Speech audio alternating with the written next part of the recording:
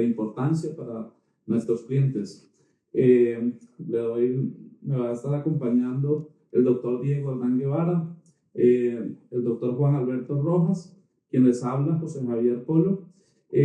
Doctor Juan, cuéntenos por favor un poco sobre su experiencia en cuanto al tema del impuesto de timbre. José Javier, pues básicamente el impuesto de timbre se reactiva a través de los últimos decretos que ha sacado el gobierno nacional, donde hizo algunos cambios debido a la situación que tiene el Catatumbo en este momento, donde reactiva el impuesto de timbre con una tarifa del 1%, pasando del 0 que venía desde el año 2010.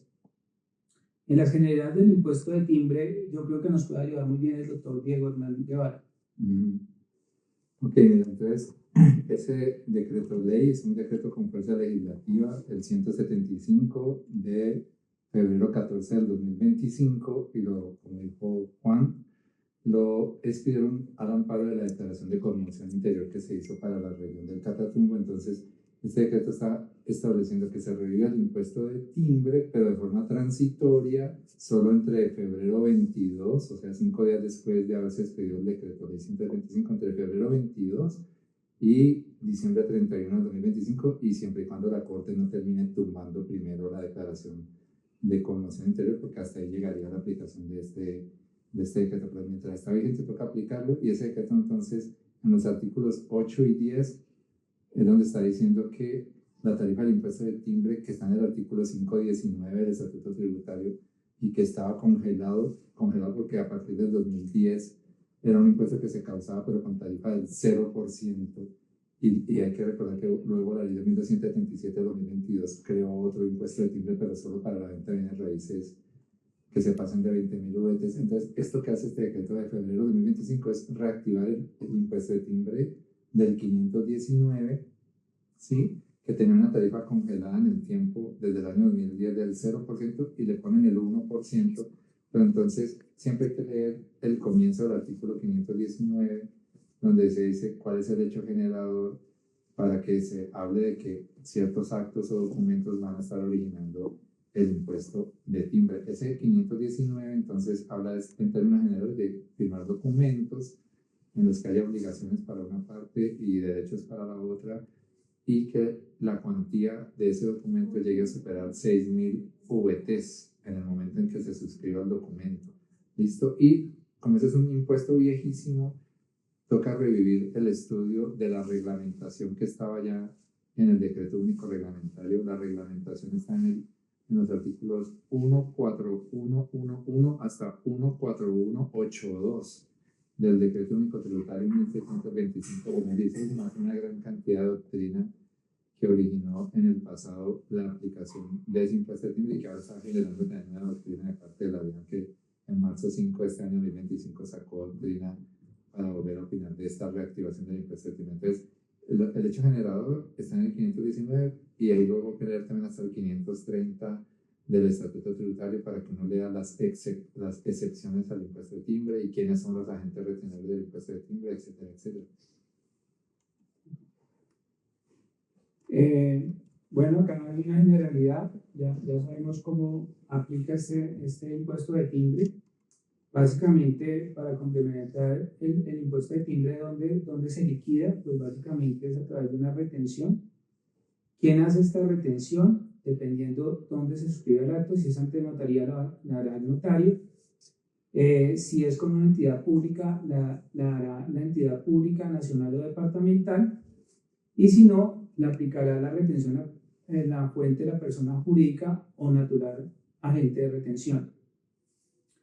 Dentro de estas también generalidades del impuesto, es importante resaltar que todos los documentos que se acepten en el país son los que están sujetos al impuesto de timbre. Es por eso que, hablando dentro de esos documentos que se acepten en el país, José Javier, ¿cuáles serían los principales documentos que pueden generar o causar este impuesto dentro de las operaciones ordinarias de las compañías? Perfecto. Para efectos de esta sesión, vamos a concentrarnos en los principales 5, que serían el principal, contratos de compraventa o suministro de bienes o servicios. Importante, tanto de bienes como servicios. Otro de los muy típicos tiene que ver con el contrato de arriendo. También está incluido como tercero que resaltamos en ese orden de importancia el contrato de mutuo o préstamo. Tenemos también los pagarés y títulos valores. Estos pagarés y títulos valores, importante aquí porque el argumento de la conmoción interior y un poco el argumento también que se ha manejado bajo esta administración de que un poco de los ricos y esas cosas, y vemos que en este tema de títulos valores el sector financiero tiene unas grandes exenciones y están dentro de esos principales beneficiarios de esa gran cantidad de excepciones, que si nos vamos por numerales allá en el artículo 530, son 52 numerales aproximadamente de operaciones de actos exceptuados. Y finalmente destacando dentro de estos 5 lo que son las operaciones, las ofertas mercantiles, salvo pues esas excepciones que ya mencionábamos, que ahí viene un tema que seguramente vamos a tocar ahorita un poco, que tiene que ver cómo a través de unos temas de órdenes de compra y este tipo de cosas podemos hacer algunas interpretaciones que pueden conllevar a que en algunos casos hayan unas excepciones adicionales. Doctor Juan, ¿algo más que nos quiera aportar al respecto? Pues básicamente, como ustedes todos lo han nombrado, esta reglamentación del impuesto de timbre en el estatuto tributario está en el 519 al 534, pero el más importante que queremos destacar son las excepciones, que es un total de 56 excepciones. De estas vamos a tener 3 importantes que quiero traer a colación. Básicamente las 3 importantes que quiero traer es el numeral 8, que me indica que las facturas cambiarias de compraventas están exentas siempre y cuando las dos, tanto el vendedor como el comprador, sean comerciantes inscritos en la Cámara de Comercio. La otra importante es el tema del numeral 51, donde me dice que los documentos privados mediante los cuales se acuerden la exportación de bienes o servicios. Todos estos contratos de exportación también están exentos del impuesto. Y el siguiente numeral es el numeral 52, que va muy de la mano del artículo 519, porque en el 519 las ofertas mercantiles, sin importar cuál es el documento de aceptación, están grabadas con el impuesto, pero posteriormente el artículo 530 nos establece que las órdenes de compra o ventas de bienes o servicios y las ofertas mercantiles que se acepten con ocasión a la expedición de una orden de compra o venta están exentas del impuesto de timbre. Esto es una gran diferencia porque aquellas propuestas de servicio que se ocasionen con la generación de una orden de compra del cliente, si no se les hace ninguna modificación, están exentas del impuesto de timbre. Digamos que son los 3 numerales más importantes que nos aplican en la generalidad de las compañías, y es lo que quisiera de pronto aportarles a esta discusión. Ahora, el otro tema importante, José Javier, que quisiera saber, ¿cuál es el rol de nosotros como revisoría fiscal frente al impuesto de timbre? Muy importante, Juan, esa pregunta, porque he notado en el ambiente empresarial un poco que muchos empresarios o directivos o gerentes, directores de áreas, están pensando muchas veces como que esto del impuesto de timbre no es con ellos, porque de pronto lo asocian solamente con la firma de temas de contratos. Mencionabas en la presentación, Juan, el tema de las facturas cambiarias de compraventa, que sí, que tiene una excepción, que es cuando la operación se realice entre 2 comerciantes inscritos, pero entonces pilas con este tema de la factura cambiaria de compraventa. Dicho eso, el rol de la revisoría fiscal en este impuesto de timbre es muy importante. Entonces, una de las pruebas seguramente que tendremos que entrar a hacer como auditores cuando estemos haciendo la revisión de la retención de la fuente específicamente, que es la que, en la cual se deben declarar este impuesto de timbre, mirar esas operaciones que tuvo la compañía durante el periodo y especialmente por esos temas de las cuantías, mirar, primero, tratar de identificar cuáles fueron esas operaciones que superaron las 6.000 VTs, que son más o menos 289 millones de pesos ahorita con la VT del 2025. Entonces, lo primero es identificar esas operaciones que al menos ya nos generan una alerta de que posiblemente haya que causar el impuesto de timbre. Luego de eso, entrar ya a identificar cuáles de esas operaciones sí daban lugar al impuesto de timbre y mirar si la compañía lo está cumpliendo. Pero no limitemos el rol del revisor fiscal solamente a mirar el cumplimiento en ese aspecto. También tengan presente que parte integral del servicio que nosotros les ofrecemos tiene que ver con ese apoyo como ente para que ustedes puedan consultar cuando tengan dudas sobre la interpretación de la norma. Tengan presente que tenemos un equipo bastante calificado al respecto y tenemos un enfoque del servicio en donde se pueden apoyar con nosotros para aclarar dudas cuando lo tengan y también ayudarles a ustedes a evaluar en conjunto esas operaciones que posiblemente les generen ese impuesto de timbre, a ver si les aplica, si no les aplica o qué formas hay frente a ello. Eso como aspectos a destacar, Juan, dentro del rol de nosotros como firma frente al tema del impuesto de timbre. Doctor Diego, algo adicional con lo que de pronto usted nos quiera aportar en este importante tema. Sí, cuando lean el 519 del estatuto, se habla de que para que se origine el impuesto de timbre, las partes que van a intervenir en la expedición del documento tiene que ser alguna de las que se menciona expresamente allí. Entonces dice, en las cuales intervenga como otorgante, aceptante o suscriptor, y empieza un listado. Una entidad pública, coma, una persona jurídica o asimilada, coma, o una persona natural que tenga la calidad de comerciante que en el año inmediatamente anterior tuviera ingresos brutos o un patrimonio bruto superior a 30.000 unidades de valor tributario VT. Esos son los mismos VTs que hacen que una persona natural en el 368 sea agente de retención a título de renta por conceptos como compras y honorarios y servicios. Entonces, esto es clave, esa parte del 519 es clave porque si se hace, por ejemplo, los documentos que usted mencionó hace un rato, un contrato de arrendamiento o un pagaré, y resulta que lo están haciendo solo entre personas naturales, que ninguna de las dos es comerciante, o de pronto alguna de las dos sí es comerciante, pero es un comerciante con patrimonios más pequeñitos que los que mencionan acá, entonces no se daría lugar a que se genere el impuesto de timbre, ¿ven? Entonces, siempre hay que tener cuidado con el tipo de personas que están participando en el documento, porque si son, por ejemplo, dos personas naturales que no son comerciantes, no habría lugar al impuesto de timbre. Y cuando lean por acá más abajo, donde habló el doctor Juan de las exoneraciones en el 530 al 534, también se habla de que si en el documento participa, por ejemplo, una entidad pública con una entidad privada, la parte del impuesto se va a causar solo a la mitad, para que el impuesto de la entidad pública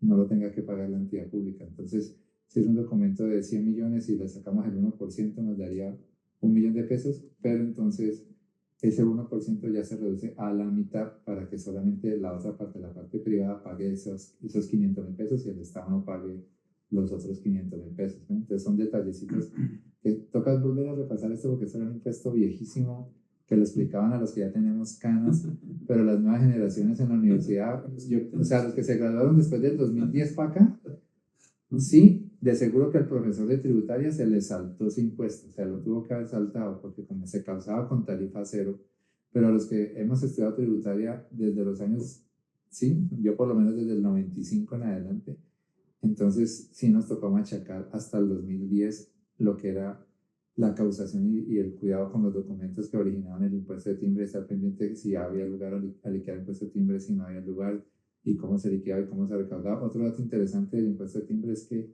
la parte de los que participan en el documento que tenga que llevarse ese impuesto al gasto, ¿sí? Porque el impuesto se pueden repartir entre las dos partes 50-50 y cada una lleva hacia su contabilidad una parte del impuesto como un gasto. Ese gasto es deducible en renta.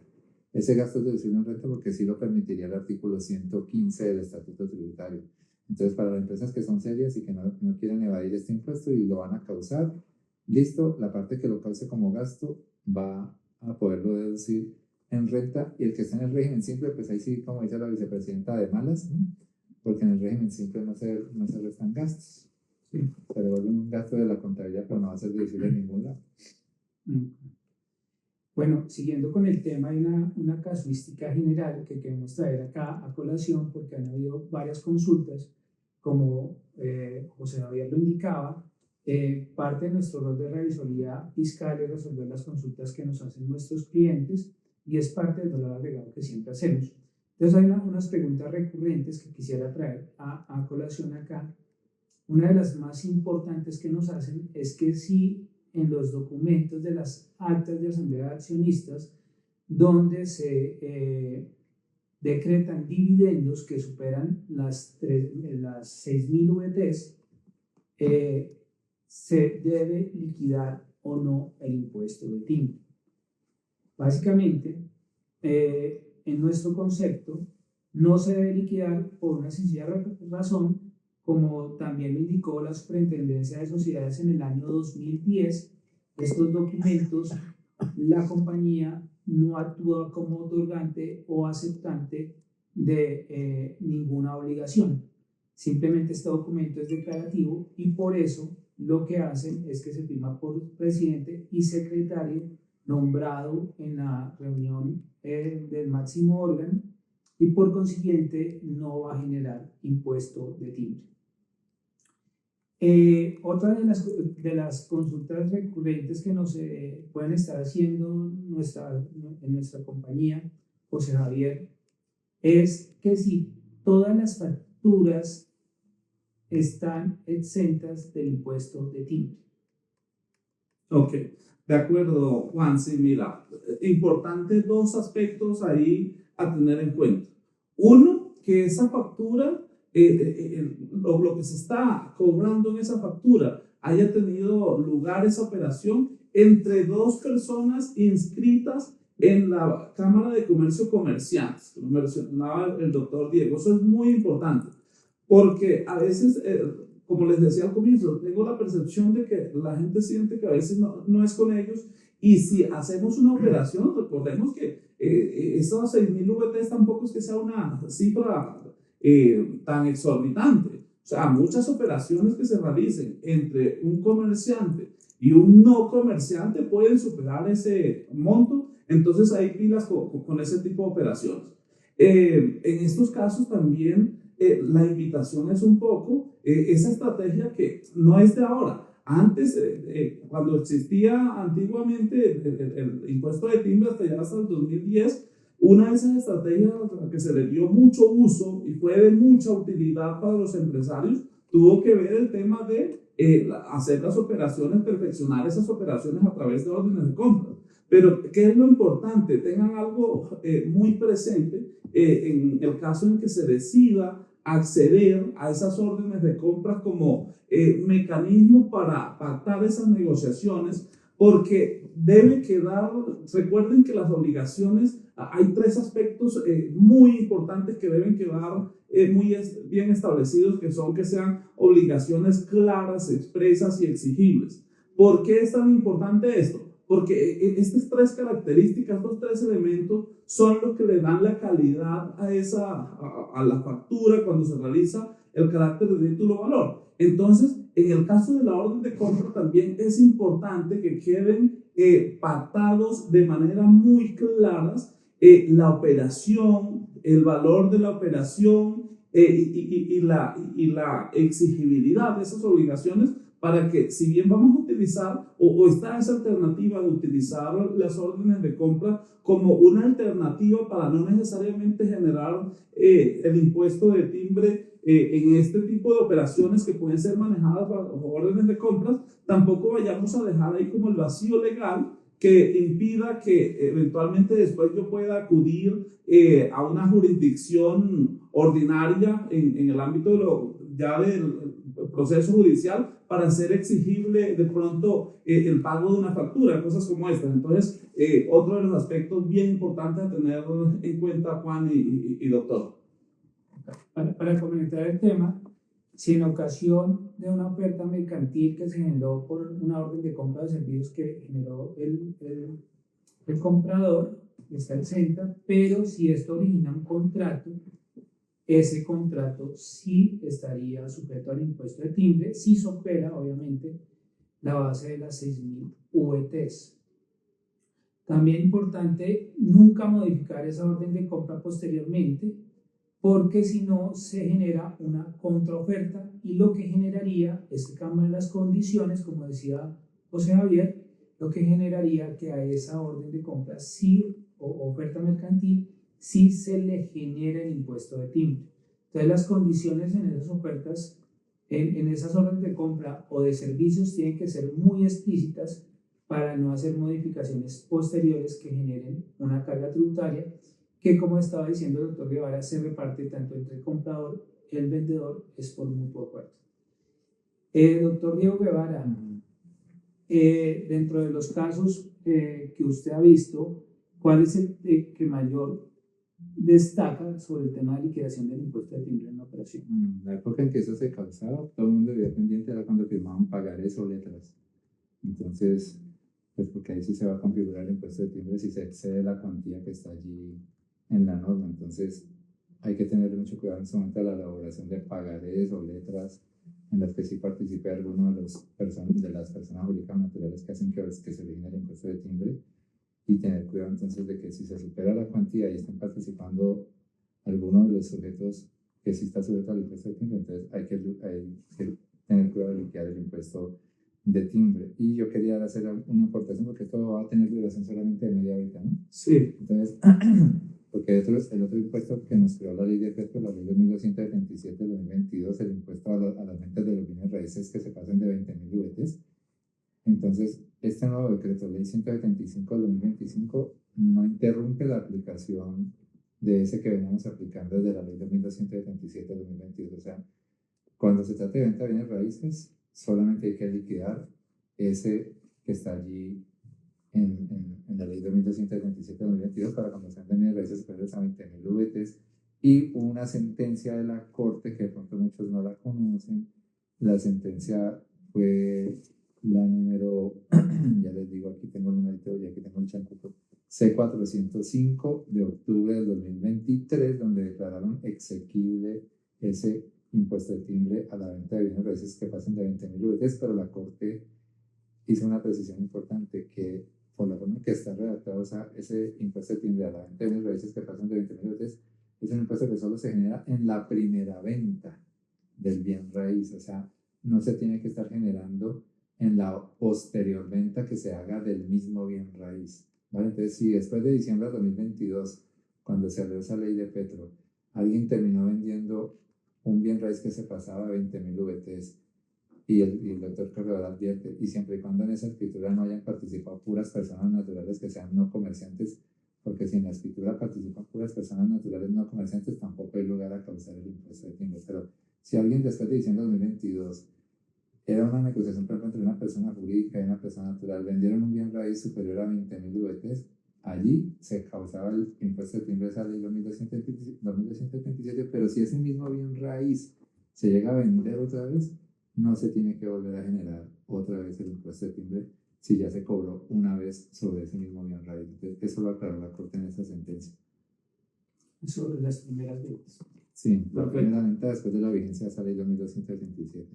Hay un aspecto también que toma relevancia ahora a raíz de esto, tiene que ver cuando vayamos a firmar los contratos con proveedores, con clientes, porque recuerden que la norma no establece, si bien establece quiénes son los agentes de retención, que ya los explicaba Juan y el doctor Guevara, no establece quién debe asumir este impuesto. Entonces, ante esto estamos ante tres posibilidades: que lo asuma totalmente el comprador, que lo asuma totalmente el vendedor, o que lo asuma por partes iguales o por las partes que lo consideren. Pero entonces, ¿por qué lo mencionamos? Porque va a ser un aspecto importante que deberá tenerse en cuenta en el momento de las negociaciones de esas operaciones que nos vayan a dar lugar a ese impuesto.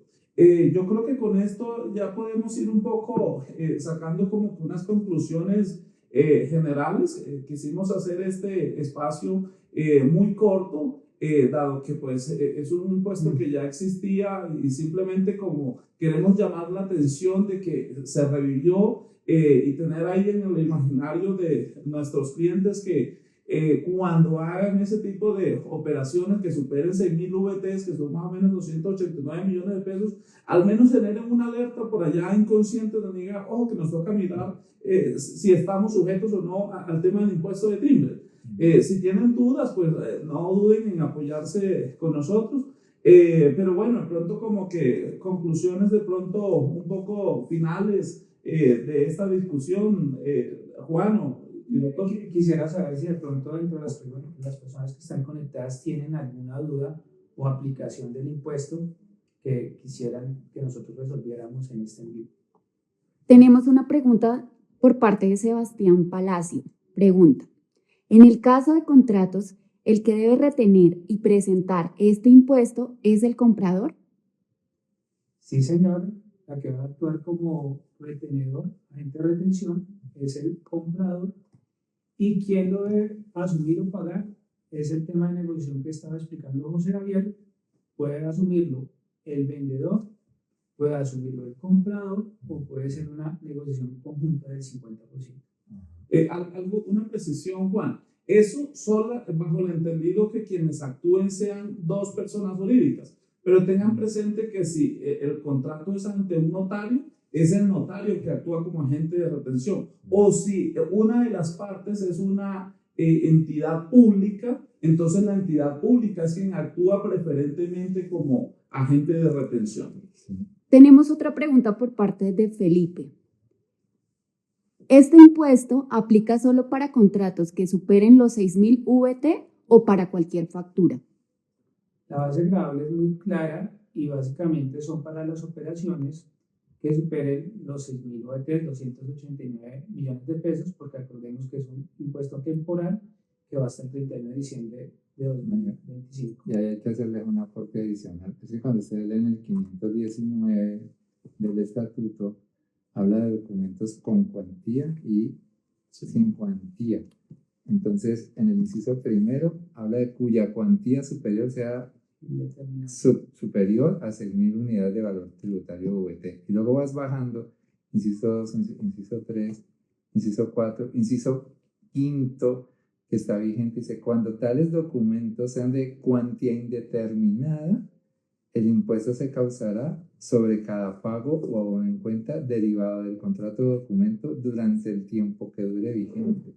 Entonces, en la fecha en que uno firme los documentos, podrían ser de cuantía indeterminada, pero a lo largo de su ejecución se termina superando las 6.000 VTs, y eso entonces es lo que originó ya unos debates recientes que les toca leer la doctrina de la DIAN en el concepto 303 de marzo 5 del 2025, porque se pusieron a discutir qué va a pasar con los documentos de cuantía indeterminada, pero que se habían firmado antes de febrero 22 del 2025 y que sin embargo se están pagando después de febrero 22 del 2025, y que por los pagos que se han venido haciendo son documentos que hacían que los pagos representaran obligaciones o derechos para una parte superiores a las 6.000 VTs. Entonces la DIAN se puso a decir que los documentos que se estén pagando ahora después de la fecha de la aplicación de este decreto, que sí tiene que liquidar el 1%, a pesar de que se firmaron antes de... Y el doctor Corredor, pues ahí le he seguido la onda al doctor Corredor, que lo ha estudiado con más detenimiento. Él cita unas doctrinas viejitas de la DIAN, ¿sí?, que también están vigentes. Oficio 50378 de mayo del 2008, y que fue retomado en el 64693 de julio del 2008, se dijo que, no señores, en los contratos de cuantía indeterminada y que se van pagando luego con el tiempo, la tarifa que hay que aplicar es la que estaba vigente en la fecha en que se firmó el documento o el contrato, ¿vale? Entonces, esa es la discusión que se arma allí. Entonces, para que también tengan presente que la DEN está tomando pues la posición de recaudatoria, de decir, sí, aplicámosle el 1%, que porque ya se están pagando en la vigencia del decreto ley 175, pero es que se habían firmado antes, firmado cuando la tarifa en el momento en que se firmó era cero. O sea, en los contratos de cuantía indeterminada, todos los elementos del tributo sí eran conocidos menos la base gravable, ¿sí? Porque el hecho generador, el sujeto pasivo y la tarifa sí se conocían, y la base gravable se determina en ese momento del pago, pero al menos la tarifa sí se conocía en el momento de la firma del documento. Entonces, el doctor Corredor explica, hay que someter esos documentos a la tarifa que existía en la fecha en que se firmó el documento y no la tarifa que exista en el momento en que se pague. De acuerdo. ¿Alguna otra pregunta de pronto para finalizar? ¿Tenemos en las redes sociales? Tenemos otra pregunta. Si tengo un contrato de 200 millones con una persona extranjera, ¿quién debe aplicar el impuesto de timbre? Bueno, hay dos aspectos importantes a tener. Uno, si es una exportación, recuerden que hace parte de las exenciones. Por el contrario, si es una importación de un servicio, tiene que ver en dónde se entiende la jurisdicción de ese contrato. Porque si es un servicio que se va a perfeccionar y el contrato, en consecuencia el contrato se va a firmar en el territorio nacional, sí da lugar al impuesto. ¿Qué pasa? Que como no se dispuso quién era el que debía responder por el impuesto de timbre, seguramente cuando yo le vaya a decir allá al extranjero, oiga, es que tiene que pagar un impuesto de timbre, seguramente de pronto es algo que ni siquiera lo he pactado con ellos, y muchas veces tendrá la persona que está en el país terminar asumiendo. Dicen $200,000 que es un préstamo. $200,000 que es un préstamo. Uh-huh. ¿Y a dónde se hizo la aceptación? En la pregunta. Mafe, ¿dónde se hizo la aceptación? Pues hay que entrar a mirar dónde fue la aceptación del préstamo. Sí. Sí, indudablemente. Pero bueno, yo creo que con eso podemos concluir el evento. Sí. Ya de pronto tomar nota de las demás inquietudes que nos dejaron en las redes sociales, y en el transcurso de la tarde y el día de mañana les estaremos dando respuesta a través de los diferentes correos electrónicos. Agradecerles, doctor Diego, Juan, por el espacio. Con esto, pues, de mi parte, agradecerles también a la audiencia. Y bueno, doctor Juan, doctor Diego. Yo me termino despidiendo recordándoles nuestro lanzamiento de la oficina en la ciudad de Cali. Estamos prestando nuestros servicios para el Valle del Cauca y en este momento estamos consolidando el crecimiento en este departamento. Muchas gracias. ¿Me despido yo? Bueno, muchas gracias a las personas que visitan las redes sociales de la empresa Consolardi, y como dijo el doctor Juan, en Cali se está ofreciendo los servicios de ellos y yo voy a estar trabajando en alianza para cuando necesiten atender clientes de la ciudad de Cali. Entonces, para estamos al servicio de los interesados. Bueno, muchas gracias. Chao.